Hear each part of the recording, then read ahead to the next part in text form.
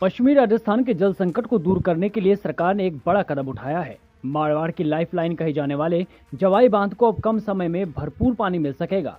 दरअसल उदयपुर के कोटड़ा में चल रहे सेई बांध टनल विस्तार का काम अब अपने आखिरी चरण में पहुंच चुका है। कैबिनेट मंत्री जोराराम कुमावत ने खुद सुरंग के भीतर जाकर चल रहे निर्माण कार्यों का बारीकी से निरीक्षण किया। मंत्री ने अधिकारियों को सख्त निर्देश दिए हैं कि 15 जुलाई तक हर हाल में काम पूरा हो जाना चाहिए।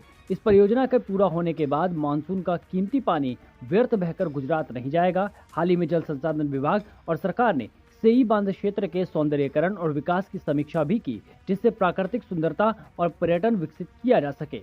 बता दें कि उदयपुर जिले के कोटरा में इन दिनों विकास की नई इबारत लिखी जा रही है।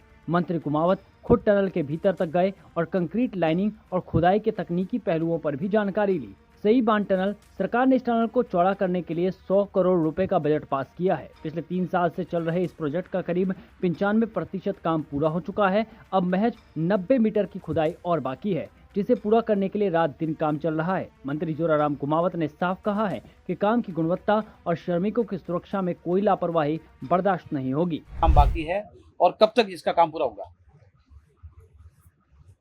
सुमेरपुर और पूरे पाली जिले और जालोर जिले की जीवन रेखा जवाई बांध है और जवाई बांध में जो कैचमेंट एरिया में पानी आता है, उसके अलावा जवाई का सहायक सेई बांध है और सेई बांध का पानी भी जवाई में आता है। सेई बांध का पानी यहाँ बनी हुई 6.5 किलोमीटर सुरंग के माध्यम से आता है। वो सुरंग पहले संकरी थी और उस सुरंग को चौड़ी करने के लिए हमने स्वीकृति कराई और वो सुरंग का काम लगातार 3 साल से चल रहा है। लगभग 95% काम पूरा हो गया और थोड़ा सा काम बाकी है, तो उसे जल्दी से जल्दी पूरा करने के लिए हमने अधिकारियों को निर्देशित किया है कि पूरा हो जाएगा तो निश्चित रूप से सुरंग की कैपेसिटी बढ़ेगी। अभी जैसे 45 से 22 दिन में, जैसे 45 से 50 दिन में सुरंग के माध्यम से सेई डैम का पानी जवाई बांध में आता है।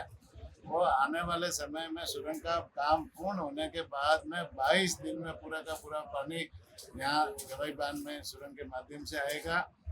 पर डे जो कैपेसिटी है वो जैसे 34 MCFT पानी अभी सुरंग के माध्यम से आ रहा है, लेकिन ये सुरंग का काम पूर्ण होने के बाद में जो काम है, सुरंग को चौड़ी करने का काम जैसे 95% हो गया है।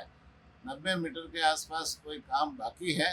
जो बीच वाला भाग है वो बाकी है, तो वो इन्होंने 15 जुलाई तक करने के लिए आश्वस्त किया है। तो जल्दी से जल्दी हमने इनको कहा है कि 15 जुलाई से पहले इस काम को पूरा करो। बाद में जैसे इस पानी को एक बार जो बीच वाला काम है वो चौड़ाईकरण पूरा हो जाए, उसके बाद में नीचे जैसे रोड का काम भी होगा, जिससे सुरंग में आने जाने की भी पर्याप्त मात्रा में वाहन भी आ जा सकेंगे।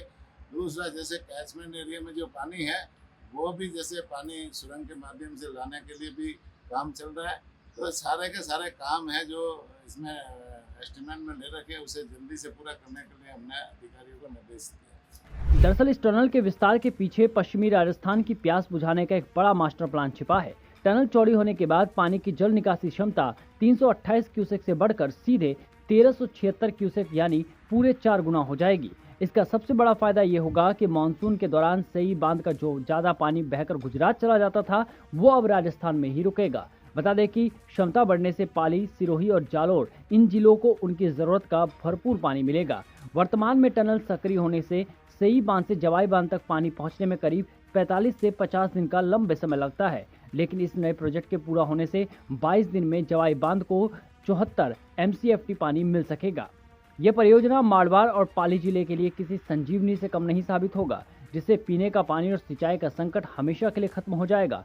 खास बात यह है कि सरकार अब इस पूरे बांध क्षेत्र की प्राकृतिक सुंदरता को देखते हुए इसे खूबसूरत इको टूरिज्म स्पॉट में बदलने जा रही है। निरीक्षण के दौरान मंत्री के साथ स्थानीय किसान संघर्ष समिति के पदाधिकारी और कई जनप्रतिनिधि भी मौजूद रहे। टनल का ये काम पूरा होने के बाद जैसे ही इस मानसून में बारिश होगी तो इस प्रोजेक्ट से पश्चिमी राजस्थान के 3 जिलों की किस्मत बदल जाएगी और पानी की समस्या से राहत मिलेगी। अब देखना होगा कि सरकार की ये योजना कितनी कारगर राहत होती है या ये समस्या इसी तरह बरकरार रहेगी।